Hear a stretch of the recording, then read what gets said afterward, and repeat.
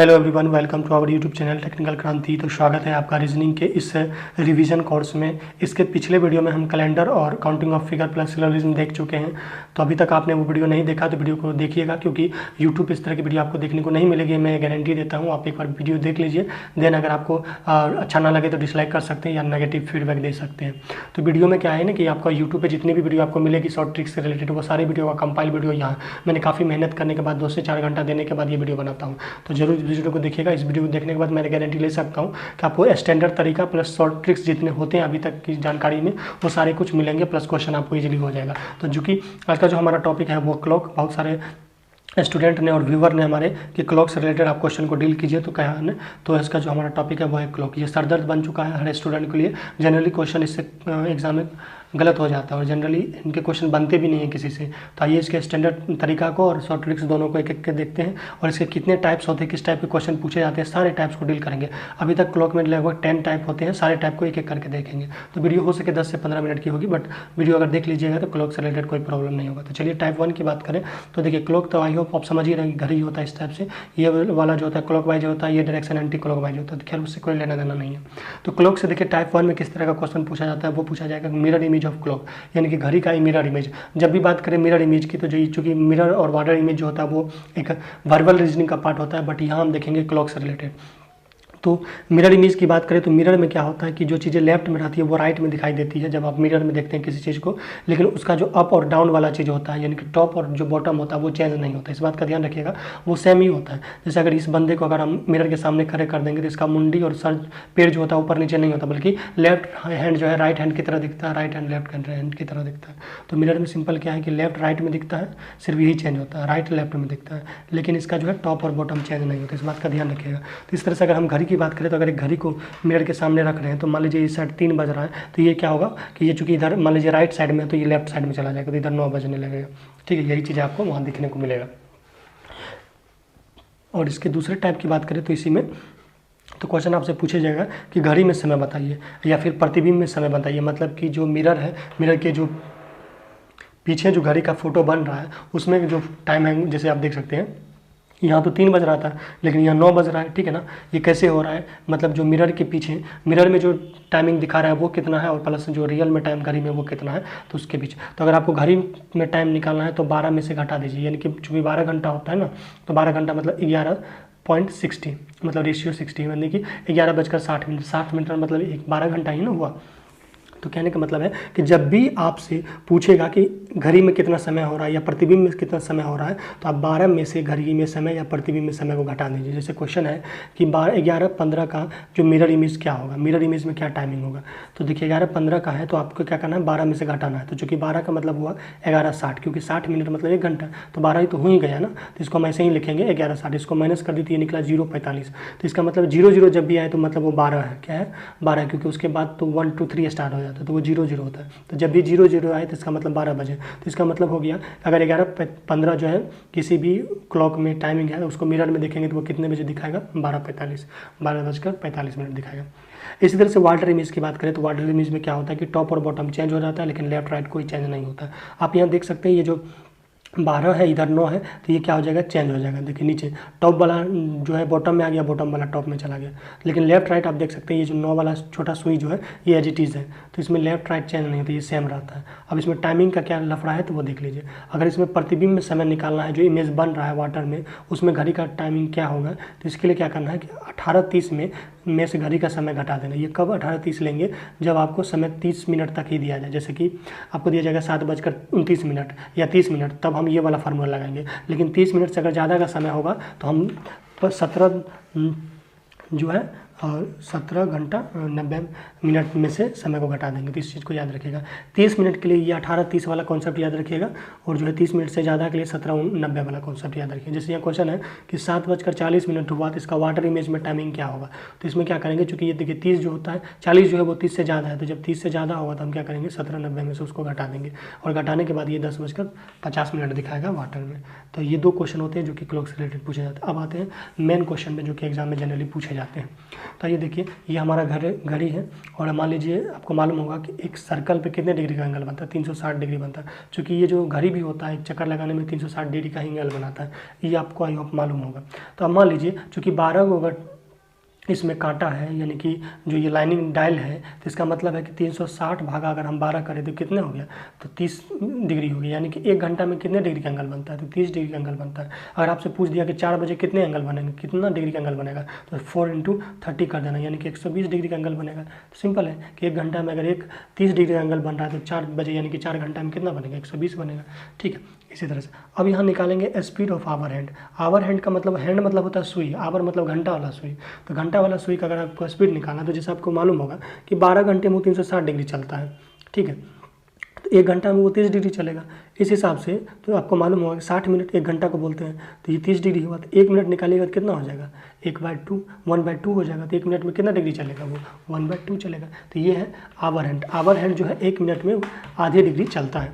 Next अगर हम बात करें स्पीड ऑफ मिनट हैंड की, तो मिनट हैंड में क्या है कि 60 मिनट में 360 डिग्री चलेगा। तो इसका मतलब है कि 1 मिनट में वो 60 डिग्री चलेगा। तो 1 मिनट में हो गया 6 डिग्री, सॉरी 60 डिग्री नहीं, 6 डिग्री हो जाएगा। क्या हो जाएगा, 6 डिग्री हो जाएगा। और सेकंड वाले में 1/10 हो जाएगा। इसी तरह से सेकंड की बात करोगे तो 60 सेकंड में 360 डिग्री बनाएगा, 1 सेकंड में जो होगा 6 डिग्री होगा। बात कर लेते हैं रिलेटिव स्पीड की। तो रिलेटिव स्पीड का डाटा जो होता है ये वाला 11/2, वो जनरली हम शॉर्ट ट्रिक्स में यूज़ करेंगे। तो वो 11/2 कहाँ से आ रहा है वो आप देख लीजिए, ठीक है, ताकि आपको एक कॉन्सेप्ट मालूम होगा, क्योंकि मैं ट्रिक्स के साथ साथ आपको कॉन्सेप्ट भी बात कर रहा हूँ।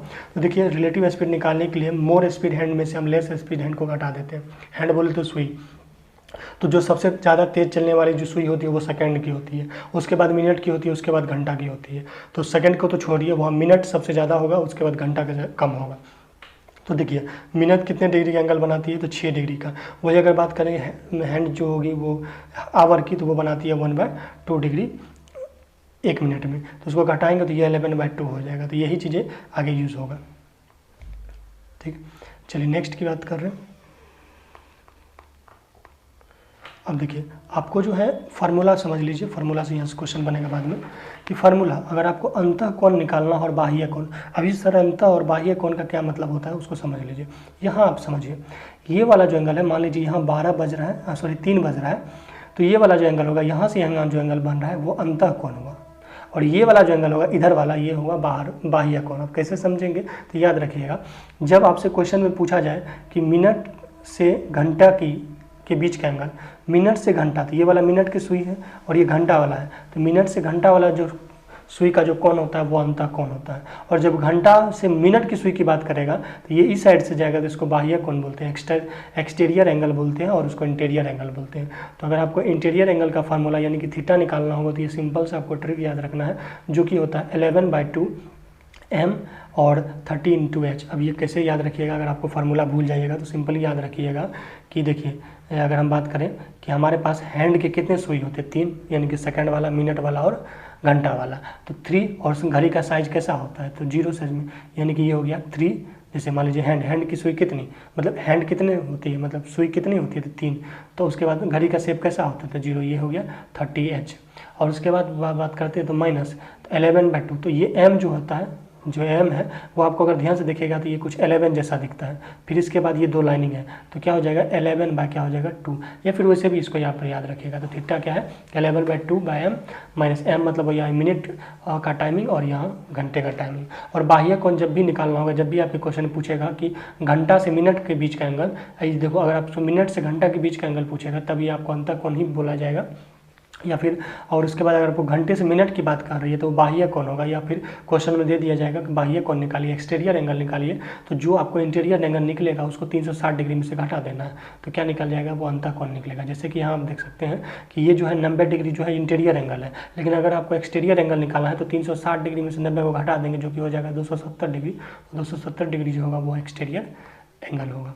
चलिए अब हम अपने ट्रिक की ओर बढ़ते हैं। तो क्वेश्चन है पहला जिस ट्रिक से रिलेटेड, तो पहला क्वेश्चन है कि 4:20 का एंगल क्या होगा। तो स्टैंडर्ड तरीका ये कहता है कि देखिए कैसे बनाना है स्टैंडर्ड तरीका से, लेकिन स्टैंडर्ड तरीका आपके एग्जाम में काम नहीं आएंगे और टाइम किलिंग हो जाएगा। तो देखिए स्टैंडर्ड तरीका कहता है कि सिंपली 4 बजे है ना, तो आपको क्या लिखना है, आवर हैंड इधर लिख लीजिए, इधर मिनट हैंड लिख लीजिए, यानी कि मिनट की सुई का क्या लफड़ा है और घंटे की सुई का क्या लफड़ा है उसको ध्यान में रखिए। अब देखिए 4:20 हुआ ना, तो 4 तो ये घंटा में ही है, 20 मिनट को क्या कर लेंगे, घंटे में चेंज कर लेंगे। घंटे में चेंज करने के लिए हम क्या करेंगे, 60 से डिवाइड कर देंगे और ये कैलकुलेट होकर हो जाएगा 13/3। और उसके बाद चूँकि आपको मालूम होगा कि 1 घंटे में 30 डिग्री एंगल बनता है, तो इतने घंटे में कितना बनेगा, तो 130 का बनेगा।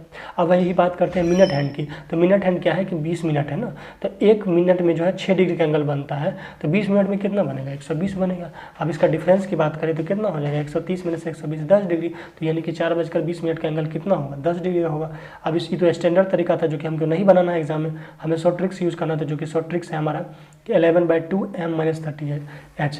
तो 11/2 m का मतलब 20 मिनट था और यहाँ आवर का मतलब 4 घंटा, क्योंकि 4:20 बोल रहा है, तो उसके बाद कैलकुलेट कीजिएगा तो क्या हो जाएगा, 10 आ जाएगा। माइनस आ रहा है उससे कोई मतलब नहीं है, आपको उस पर ध्यान नहीं देना है, क्योंकि यहाँ मोड लगा हुआ रहता है, मोड से जब कोई चीज़ बाहर निकलता है तो वो प्लस में ही निकलता है, तो हमको माइनस से कोई लेना देना नहीं है, हमको ये ध्यान रखना है कि जो आंसर है हमारा वो आ ही गया। अब नेक्स्ट आपसे टाइप 4 के क्वेश्चन जो पूछे जाते हैं कि 90 डिग्री एंगल कब होगा, ठीक है ना। तो क्वेश्चन ये पूछा जाएगा कि मान लीजिए 6 से 7 के बीच जो है बोथ हैंड कब परपेंडिकुलर होंगे, कब होंगे परपेंडिकुलर। तो परपेंडिकुलर जनरली देखिए 1 घंटा में कोई भी घड़ी का जो सुई होता है, तीनों सुई मिला के बात करें या 2 ही सुई मिला के बात करें, तो वो 2 बार परपेंडिकुलर बनाता है। जैसे आप देख सकते हैं, एक बार जब 3 बजेगा तब ये बनाएगा, एक बार जब 9 बजेगा ये तब बनाएगा, ठीक है। तो यानी कि 1 घंटा में वो 2 बार बनाता है, इस बात का ध्यान रखिएगा। तो इस हिसाब से ये 12 घंटा में 22 बार बनाता है और 24 घंटा में यानी कि एक दिन में ये 44 बार बनाता है। इस बात का ध्यान रखिएगा, ये क्वेश्चन आपके एग्जाम में पूछे जाएंगे, ठीक है। तो 90 डिग्री एंगल जो होगा क्लॉक में 1 घंटा में 2 बार बनता है, 12 घंटा में 22 बार बनता है और 24 घंटा में 44 बार बनता है। अब इसका ट्रिक देख लीजिए, ट्रिक क्या है कि थीटा इक्वल टू हो जाएगा 60/11 गुना समय +-3, ठीक है, शुरू वाला समय। अब देखिए +-3 क्या है, अगर आपको 6 से कम टाइमिंग रहे, जैसे 5 बजे 4 बजे, तो आपको प्लस करना है 3, और अगर आपको 6 से ज़्यादा टाइम होगा तो माइनस करना है। जैसे यहाँ क्वेश्चन है कि 6 से 7 के बीच कब परपेंडिकुलर बनाएगा दोनों मिनट और घंटा का हैंड। तो देखिए इसका फार्मूला अभी मैंने आपको बताया कि थीटा इक्वल टू 60/11, तो 60/11 और शुरू का टाइमिंग क्या है 6 बजे, उसमें अब जोड़ना है कि घटाना है। तो देखिए यहाँ क्या है कि 600 से क्या है, एक तरह से ज़्यादा है, तो जब ज़्यादा है तो हमें क्या करना है, 600 से ज़्यादा है, 6 और 7 के बीच है ना, तो यानी कि 6 से ज़्यादा है। तो जब 6 से ज़्यादा होगा तो क्या होगा कि हमको उसमें प्लस माइनस करना है, क्या करना है, माइनस करना है। जब माइनस करोगे तो निकलेगा 180/11, और इसके चूँकि 2 बार परपेंडिकुलर बनाता है, तो ये अलग है, ये अलग है, तो 2 बार आपको यहाँ टाइमिंग दिया गया है जहाँ पे वो परपेंडिकुलर बनाएगा। अब नेक्स्ट की बात करते हैं गाइस, तो वो है हमारा अपोजिट डायरेक्शन या 180 डिग्री। तो 180 डिग्री कब बनाएगा, मान लो ये 3 बज रहा है, इधर ये 9, तो जब मिनट इधर हो जाएगा और घंटा इधर हो जाए तो एक दूसरे के क्या होंगे, अपोजिट डायरेक्शन में होंगे और 180 का एंगल बनाएगा, ये 180 का एंगल बनाएगा। तो जब 180 का एंगल बनाएगा तो यानी कि जो 180 का एंगल जो होता है, घंटा वाला सुई 1 घंटा में 1 बार बनाता है, 12 घंटा में 11 बार बनाता है और 24 घंटा में 22 बार बनाता है। अब इसका ट्रिक देख लीजिएगा, जो कि एग्जाम में क्वेश्चन पूछा जाता है कि थीटा इक्वल टू 60/11 गुना स्टार्टिंग टाइम +-6। वहाँ 3 था, यहाँ 6 है, इस बात का ध्यान रखिएगा। अगर 6 से कम हो, 6 बजे से कम हो, तो हम क्या करेंगे, उसमें 6 को ऐड करेंगे, और 6 से ज़्यादा होगा तो उसमें हम क्या करेंगे, माइनस करेंगे। जैसे कि यहाँ आप क्वेश्चन देख सकते हैं कि 7 और 8 के बीच घड़ी की दोनों हैंड का संरेखीय परंतु अपोजिट दिशा में क्या होगी। तो अब देखिए थीटा अगर निकालना होगा तो क्या करेंगे, 60/11 करेंगे। चूँकि देखिए शुरू का स्टार्टिंग टाइम क्या है, 7 बजे है, तो 7 लेंगे, चूँकि 7 क्या है, 6 से ज़्यादा है। जब ज़्यादा होता है तो हम क्या करते हैं, 6 को माइनस करते हैं, तो वही चीज़ हम यहाँ माइनस की। माइनस करने के बाद ये हमें निकला 60/11, यानी कि हो गया 5/5/11। तो इसका मतलब है कि जो हमारा टाइमिंग होगा, जहाँ पे वो अपोजिट डायरेक्शन में दिखाएगा, वो होगा 7:05 5/11 डिग्री, ठीक है। इसी तरह से हम 6 नंबर टाइप की बात करें तो इसमें है ओवरलैप कंडीशन। ओवरलैप कंडीशन मतलब कि मिनट की सुई अगर घंटे की सुई पे ओवरलैप हो जाती है, या घंटे की सुई मिनट की सुई पे ओवरलैप होना, मतलब एक दूसरे पे चढ़ जाना, जैसे ये देखिए, ठीक है ना। तो इस कंडीशन में ओवरलैप कंडीशन बोलते हैं, और इस कंडीशन में 0 एंगल होगा। तो 0 एंगल कब कब बनेगा, तो 1 घंटा में 1 ही बार बनेगा, और 12 घंटा में 11 बार बनेगा, 24 घंटा में 22 बार बनेगा। तो अब इसका फॉर्मूला है कि theta equal to 60/11 16/11 multiply starting time. इसमें जोड़ने घटाने की कोई बात नहीं, सिर्फ स्टार्टिंग टाइम को मल्टीप्लाई कर देना है। तो अब ये क्वेश्चन जैसे क्वेश्चन है कि 8 और 9 के बीच कब घड़ी एक दूसरे को ओवरलैप करेगी, एक दूसरी सुई को ओवरलैप करेगी या संपाती होगी। तो फार्मूला है थीटा इक्वल टू 60/11 गुना 8। तो फार्मूला निकालने के बाद ये हमें ये निकला, तो इसका मतलब है कि 8:43 7/11 पे ये हमारा जो है एक दूसरे को कोइंसाइड करेगा। अब नेक्स्ट क्वेश्चन टाइप जो है वो है 7 का। इसमें है लेटर अरेंजमेंट क्वेश्चन। इसमें लेटर बेस्ड क्वेश्चन पूछे जाते हैं, जो कि है कि एक क्लॉक के डायल पर 2 के जगह देखिए जी लिखा हुआ है, 2 टू की जगह क्या लिखा हुआ है, जी लिखा हुआ है। जैसे कि हम मानते हैं कि जो क्लॉक होता है उस पर 1 2 3 4 11 12 तक लिखा हुआ रहता है, लेकिन यहाँ क्या है कि 2 की जगह जी लिखा हुआ है, उसके बाद जो है 3 की जगह एच लिखा हुआ है। तो कह रहा है कि 12 के बाद क्या लिखा होगा, 12 में क्या लिखा होगा। तो देखिए 2 के बाद जी लिखा हुआ है, इसका मतलब 5 भरा होगा, क्योंकि जी 7 नंबर में आता है। और अगर 3 के बाद एच लिखा हुआ है तो इसका मतलब 5 भरा तो 8 नंबर में आता है। तो यहाँ भी 5 भरेगा तो क्यों कितने नंबर में आएगा, 17 नंबर में आएगा। नेक्स्ट जो है वो काफ़ी इंपॉर्टेंट है, जो कि है कि स्लो और फास्ट क्लॉक प्रॉब्लम, यानी कि कब घड़ी सुस्त होती है और कब मतलब तेज़ हो जाती है। तो वही चीज़ें हैं। तो एक देखिए पहला जो टाइप है, पहला टाइप को देखते हैं, 8 नंबर का टाइप है कि एक घड़ी 2 घंटा में 10 मिनट तेज़ हो जाती है। यहाँ क्या है, तेज़ हो जाती है। यदि उसे संडे मॉर्निंग 10 बजे सही समय मिला दिया जाए तो पुनः वो सही समय कब दिखाएगा। तो इसका फार्मूला है कि राइट टाइम निकालने का आवर बटे मिनट गुना 720। तो इस ट्रिक को याद रखिएगा, आवर बटे मिनट गुना 720। अब देखिए ये देखिए कितने घंटे, प्रत्येक घंटे की बात करें तो कितना घंटा है, 2 घंटा है। प्रत्येक घंटे 2 घंटे में लेट हो रहा है, सॉरी तेज़ हो रहा है 10 मिनट। तो इसका मतलब है कि मिनट कितना हो गया 10, और ये 720 तो होता ही है। इसको मल्टीप्लाई करोगे तो कितना आ गया, 144 घंटा हुआ। अब 144 घंटा को अगर आप दिन में बदलिएगा तो 24 से डिवाइड कीजिएगा तो कितना हुआ, 6 दिन हुआ। तो इसका मतलब है कि अगर हम पहले संडे के 10 बजे मॉर्निंग में उसका टाइमिंग सही किए तो इसका मतलब है कि फिर जो टाइमिंग सही होगा कितने दिन के बाद होगा, 6 दिन के बाद। तो संडे में 6 दिन जोड़ दीजिए तो कितना होगा, संडे में 6 दिन जोड़िएगा तो सैटरडे होगा, ठीक है, जो कि 10 बजे ही होगा, क्योंकि और तो कोई एक्स्ट्रा आवर है नहीं। देखिए दूसरा टाइप है कि जब घड़ी हमारा स्लो और फास्ट दोनों कंडीशन में हो, एक घड़ी स्लो होगा दूसरा फास्ट होगा, तब क्या करेंगे। तो उसका फार्मूला है राइट टाइम निकालने का कि h/m1 प्लस माइनस m2 गुना 720। इसमें क्या करेंगे, m1 प्लस माइनस m2 करेंगे, यानी कि पहले घड़ी का मिनट का और दूसरे घड़ी का मिनट का टाइमिंग को या तो जोड़ेंगे या तो घटाएंगे। कब जोड़ेंगे कब घटाएंगे, तो जब स्लो वाला कंडीशन होगा तो माइनस करेंगे, जब फास्ट वाला कंडीशन होगा तो माइनस करेंगे, अगर स्लो फास्ट होगा तो प्लस करेंगे, और फास्ट स्लो होगा तो भी प्लस करेंगे। कहने का मतलब है कि जब एक ही चीज़ दिया होगा सेम रहेगा, जैसे स्लो फास्ट तो माइनस कर देंगे, और अगर डिफरेंट चीज़ दिया रहेगा, एक बार स्लो होगा एक बार फास्ट होगा, या एक बार फास्ट होगा एक बार स्लो होगा, तो हम उसमें प्लस करेंगे। ठीक है, चलिए तो इस क्वेश्चन को देख लेते हैं एग्जाम्पल के तौर पे। तो क्वेश्चन है हमारा इसके टाइप के कि एक घड़ी प्रत्येक घंटे में 10 मिनट तेज़ हो जाती है, यानी कि 10 मिनट क्या हो रहा है, फास्ट हो रही है, और दूसरी घड़ी जो है प्रत्येक घंटे में 10 मिनट स्लो हो रही है। तो यदि इन्हें वेडनेसडे शाम 6 बजे सही समय मिला दिया जाए तो राइट टाइम फिर कब दिखाएगी। तो पहला देखिए, एक घड़ी जो है 10 मिनट फास्ट चल रहा है और एक घड़ी जो है दूसरा घड़ी जो है 10 मिनट स्लो चल रहा है, यानी कि फास्ट और स्लो है, यानी कि इसमें क्या होगा, प्लस होगा, क्योंकि सेम रहता है ना, फास्ट या स्लो तो माइनस करते हैं। चलिए तो राइट टाइम निकालने का क्या फार्मूला है, h/m1 प्लस m2 हो जाएगा, यहाँ क्या हो जाएगा, प्लस हो जाएगा। उसके बाद ऐड करने के बाद जो हमारा कैलकुलेशन है वो हम कैलकुलेट करेंगे इसको, तो ये हमारा निकलेगा, जैसे कि यहाँ देख सकते हैं कैलकुलेशन इसका करेंगे तो ये निकलेगा 36 घंटा। और चूँकि देखिए टाइमिंग दिया हुआ वेडनेसडे शाम 6 बजे, तो अब अगला 36 घंटा उसमें ऐड करेंगे। तो बताइए 36 घंटा मतलब क्या कि 1.5 दिन हुआ, यानी कि 24 घंटा प्लस 12 घंटा, तो 24 घंटा हुआ, तो यानी कि वेडनेसडे में 24 घंटा जोड़ेंगे तो थर्सडे चला जाएगा, और थर्सडे में फिर 12 घंटा जोड़ेंगे तो वो फ्राइडे में चला जाएगा। लेकिन अगर 6 बजे शाम था तो यहाँ 6 बजे सुबह हो जाएगा, इस बात को ध्यान रखिएगा। 24 घंटा में तो वही टाइम रिपीट हो जाता है, लेकिन 12 घंटा में टाइम चेंज हो जाता है, अगर वो PM में हो तो AM में हो जाएगा। ठीक है, अब लास्ट टाइप है जो कि है, इसको देखिए 10वां टाइप है, जो कि इससे रिलेटेड क्वेश्चन ही पूछा जाता है। घड़ी में इससे बाहर कोई क्वेश्चन नहीं होगा, ये मैं गारंटी ले सकता हूँ। नेक्स्ट क्वेश्चन है कि जब एक घड़ी गुरुवार शाम 7 बजे को देखा गया तो वो 20 मिनट स्लो चल रहा था, लेकिन जब सैटरडे को रात के 9 बजे देखा गया तो वो 10 मिनट फास्ट चल रहा था। तो बताइए घड़ी ने अपना राइट टाइम कब बताया होगा।